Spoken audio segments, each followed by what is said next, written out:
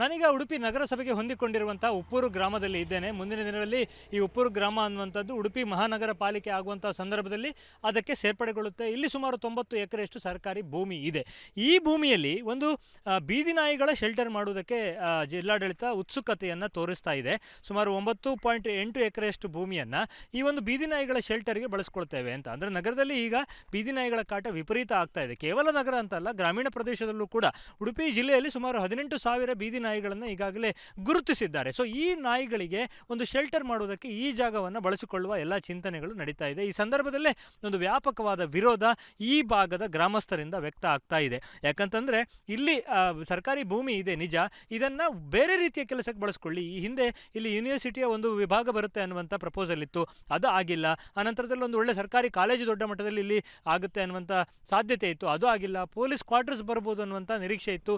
ಇದು ಯಾವುದೂ ಕೂಡ ಮಾಡದೆ ಕೇವಲ ಒಂದು ಜಿಲ್ಲೆಯ ಗ್ರಾಮದಲ್ಲಿ ಜಾಗ ಇದೆ ಅನ್ನುವಂಥ ನೆಪದಲ್ಲಿ ಸುಮಾರು 15,000 ಜನಸಂಖ್ಯೆ ಇರುವ ಗ್ರಾಮದಲ್ಲಿ 18,000 ನಾಯಿಗಳ ಶೆಲ್ಟರ್ ಮಾಡುವುದಕ್ಕೆ ಹೊರಟಿರುವುದಕ್ಕೆ ವ್ಯಾಪಕವಾದ ವಿರೋಧ ವ್ಯಕ್ತ ಆಗ್ತಾ ಇದೆ.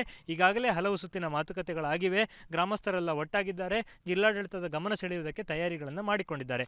ನೋಡಬಹುದು ನೀವು, ಬಯಲಾದ ಭೂಮಿ.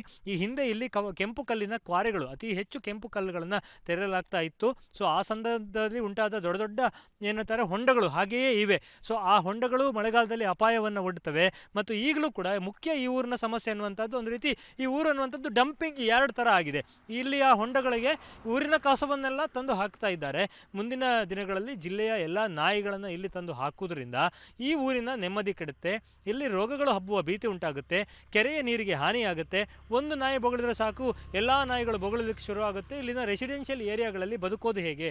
ಕೊರಗರ ಹಕ್ಕುಪತ್ರ ಸಿಗದ ಸಾಕಷ್ಟು ಕಾಲೋನಿಗಳು ಇಲ್ಲಿವೆ, ಬಡವರ ಮನೆಗಳಿವೆ. ರೆಸಿಡೆನ್ಷಿಯಲ್ ಏರಿಯಾದಲ್ಲಿ ನಾಯಿಯನ್ನು ತಂದು ಹಾಕುವುದಕ್ಕೆ ನಾವು ಬಿಡುವುದಿಲ್ಲ ಅನ್ನುವಂಥ ಮಾತನ್ನು ಸ್ಥಳೀಯರು ಹೇಳ್ತಾ ಇದ್ದಾರೆ. ಅವರನ್ನು ಮಾತನಾಡಿಸೋಣ, ಹೋರಾಟದ ರೂಪುರೇಷೆಗಳೇನು ಅನ್ನೋದನ್ನು ತಿಳ್ಕೊಳ್ಳೋಣ. ಈ ನಮ್ಮ ಗ್ರಾಮದಲ್ಲಿ ಉದ್ದೇಶಿತ ಬೀದಿ ನಾಯಿ ಶೆಲ್ಟರ್ ಬಗ್ಗೆ ಈಗಾಗಲೇ ನಮ್ಮ ಗ್ರಾಮದ ಜನಗಳು ಸೇರಿ ಸಭೆ ಮಾಡಿ ಸುಮಾರು 300 ಜನ ಒಂದು ಮೀಟಿಂಗ್ ಬಂದಿದ್ದರು. ಹಾಗೆ ಸಭೆ ಮಾಡಿ ನಮ್ಮ ಊರಿನಲ್ಲಿ ಇದಕ್ಕೆ ಅವಕಾಶ ನೀಡುವುದಿಲ್ಲ ಅನ್ನೋ ತೀರ್ಮಾನ ತಗೊಂಡಿದ್ದೇವೆ. ಕಾರಣಗಳೇನು ಅಂತ ಕೇಳಿದ್ರಿ ನೀವು. ಕಾರಣಗಳು, ಒಂದು ಬೀದಿ ನಾಯಿ ಬಂದರೆ ಒಂದು ಬೇರೆ ಸಮಸ್ಯೆಗಳು, ಅದರಲ್ಲಿ ಒಂದೆರಡು ಮಾತ್ರ ನಾನು ಹೇಳ್ತೇನೆ. ಫಸ್ಟ್ ಆಫ್ ಆಲ್, ಈ ಜಾಗ ಉಡುಪಿ ನಗರಸಭೆಯ notified area, 8 kilometres from Udupi ನಗರಸಭೆಯಿಂದ. ಇದನ್ನು ಉಡುಪಿ ಪ್ರಾಧಿಕಾರದ ಅಂಡರ್ 2016ರಿಂದ ನೋಟಿಫೈ ಮಾಡಿದ್ದಾರೆ. ಈಗ ನಾವು ಯಾವುದೇ ಜಾಗದ ಕೆಲಸ ಮಾಡಬೇಕಾದ್ರೆ ಪ್ರಾಧಿಕಾರಕ್ಕೆ ಹೋಗಬೇಕು. ಮುಂದೆ ಕಾರ್ಪೊರೇಷನ್ ಆಗುವಂಥ ಜಾಗ, ಕಾರ್ಪೊರೇಷನ್ ನಾಯಿಗಳನ್ನು ತಂದು ಕಾರ್ಪೊರೇಷನ್ ಎಲ್ಲ ಏರಿಯಾದಲ್ಲಿ ಹಾಕುವಂಥ ವ್ಯವಸ್ಥೆ ಅನ್ನುವಂಥದ್ದು ಒಂದು. ಮತ್ತು ಆರೋಗ್ಯ ಸಮಸ್ಯೆಗಳು ಹಲವಾರಿದೆ. ಅದು ಬಿಟ್ಟು ಎರಡನೇದಾಗಿ ನಮ್ಮ ಗ್ರಾಮ ಇದು ಹೈಲಿ ಥಿಕ್ಲಿ ಪಾಪ್ಯುಲೇಟೆಡ್, ಸುಮಾರು 15,000-16,000 ಜನಸಂಖ್ಯೆ ಇರುವ ಪಾಪ್ಯುಲೇಷನ್ ಇರುವಂಥ ಗ್ರಾಮ, ಕುಗ್ರಾಮ ಅಲ್ಲ. ಆದ್ದರಿಂದ ಇಲ್ಲಿ ತಂದು ಹಾಕಿದರೆ ಈ ನಮ್ಮ ಗ್ರಾಮದ ಅಭಿವೃದ್ಧಿ ಚಟುವಟಿಕೆಗಳು ನಿಂತೋಗ್ತದೆ. ನಮ್ಮ ಗ್ರಾಮದಲ್ಲಿ ಒಂದು ನಾಯಿ ಶೆಲ್ಟರ್ ಇದೆ ಅಂತ ಹೇಳಿದ್ರೆ ನಮ್ಮ ಗ್ರಾಮಕ್ಕೆ ಯಾರು ಬರುವುದಿಲ್ಲ. 18,000 ನಾಯಿ ತರ್ತಾರೆ ಅಂತೇಳಿ ಹೇಳ್ತಾ ಇದ್ದಾರೆ. ಇಲ್ಲಿ ಜನಸಂಖ್ಯೆ ಅಷ್ಟೇ, ನಾಯಿಗಳು ಬಂದಾಗ ಆಗ್ತದೆ ಹೇಗೆ ಅಂತ? ನಮ್ಮ ಉಪ್ಪೂರು ಗ್ರಾಮದಲ್ಲಿ ಈಗಾಗಲೇ ಒಂದು 13,000 ಜನಸಂಖ್ಯೆ ಇದೆ. ಜನಸಂಖ್ಯೆಗಿಂತ ನಾಯಿಗಳೇ ಜಾಸ್ತಿ ಆಗುತ್ತೆ ಇಲ್ಲಿ. ಈ ಜನವಸತಿ ಜಾಗದಲ್ಲಿ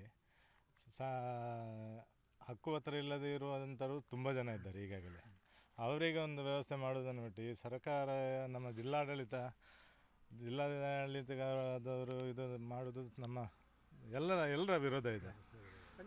ಏನು ನಿಮ್ಮ ಆಗ್ರಹ ಏನು? ಹೋರಾಟ ಯಾವ ರೀತಿ ಇರ್ತದೆ ಮುಂದೆ?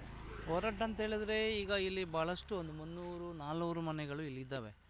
ಆಮೇಲೆ ಸುತ್ತಮುತ್ತಲು ಒಂದು ಡೈರಿ ಇದೆ, ನಮ್ಮದು ಹಾಲು ಇಲ್ಲಿ ಹತ್ತಿರನೇ ಇದೆ, ಹೆಚ್ಚು ದೂರ ಇಲ್ಲ. ಹಾಗಾಗಿ ಆ ನಾಯಿಯನ್ನು ಇಲ್ಲಿ ತಂದಾಕಿದರೆ ನಾಯಿಗಳಲ್ಲಿ ಕೆಲವೇ ರೀತಿಯ ರ್ಯಾಬಿಸ್ ರುಜಿನಗಳು ಬರ್ತವೆ. ಹಾಗಾಗಿ ಅದರ ನೀರು, ಕಲುಷಿತ ನೀರುಗಳೆಲ್ಲ ಇಲ್ಲಿ ಮಳೆಗಾಲಕ್ಕಾಗಲಿ ಅವ್ರು ತೊಳೆದಾಗಲಿ ವ್ಯವಸ್ಥೆ ಮಾಡಿದರೆ ಹೊಳೆಗೆ ಹೋಗ್ತದೆ. ಇದು ಆರೂರು ಗ್ರಾಮ, ಹಾವಂಜಿ ಗ್ರಾಮ, ಉಪ್ಪೂರು ಗ್ರಾಮ, ಇದು ಮೂರು ಹೊಂದಿಕೊಂಡಿದೆ. ಹಾಗಾಗಿ ನಮಗೆ ಇದು ಇಲ್ಲಿ ಬೇಡ, ಭಾಳಷ್ಟು ತೊಂದರೆಗಳಾಗ್ತದೆ ಅಂತ ಹೇಳ್ತಾ ನಾನು. ಅಂದರೆ ಅಭಿವೃದ್ಧಿಗೆ ತುಂಬ ಅವಕಾಶ ಇದೆ, ಸರ್ಕಾರಿ ಭೂಮಿ ಇದೆ ಅಂದ ಕೂಡಲೇ ಸರ್ಕಾರದ ಒಳ್ಳೊಳ್ಳೆ ಯೋಜನೆಗಳನ್ನು ತಂದು ಹಾಕಿ ಅದರ ಬದಲಿಗೆ ನಗರಕ್ಕೆ ಹೊಂದಿಕೊಂಡಿರುವ, ಮುಂದಿನ ದಿನಗಳಲ್ಲಿ ಮಹಾನಗರ ಪಾಲಿಕೆ ವ್ಯಾಪ್ತಿಗೆ ಬರುವ ಅಭಿವೃದ್ಧಿಗೆ ಸಾಧ್ಯತೆಗಳಿರುವ ಜಾಗದಲ್ಲಿ ಯಾವುದೇ ಕಾರಣಕ್ಕೂ ನಾಯಿಯ ಶೆಲ್ಟರ್ ಮಾಡೋದಕ್ಕೆ ಬಿಡುವುದಿಲ್ಲ ಅನ್ನುವಂಥದ್ದು ಗ್ರಾಮಸ್ಥರ ಒತ್ತಾಯ. ಪ್ರತಿಭಟನೆಗೆ ಸಿದ್ಧತೆ ಆಗ್ತಾ ಇದೆ. ಜಿಲ್ಲಾಡಳಿತದ ಗಮನ ಸೆಳೆಯುವುದಕ್ಕೆ ಎಲ್ಲ ತಯಾರಿಗಳನ್ನು ಕೂಡ ಮಾಡಿಕೊಂಡಿದ್ದಾರೆ. ಜಿಲ್ಲಾಡಳಿತ ಇದಕ್ಕೆ ಯಾವ ರೀತಿ ಸ್ಪಂದಿಸುತ್ತೆ ಅನ್ನೋದನ್ನು ಕಾದು ನೋಡಬೇಕಾಗಿದೆ. ಉಡುಪಿಯಿಂದ ಕ್ಯಾಮ್ರಾಮನ್ ಹರೀಶ್ ಜೊತೆಗೆ ಶಶಿಧರ್ ಮಾಸ್ತಿ ಬೈಲು, ಏಷ್ಯಾನೆಟ್ ಸುವರ್ಣ ನ್ಯೂಸ್.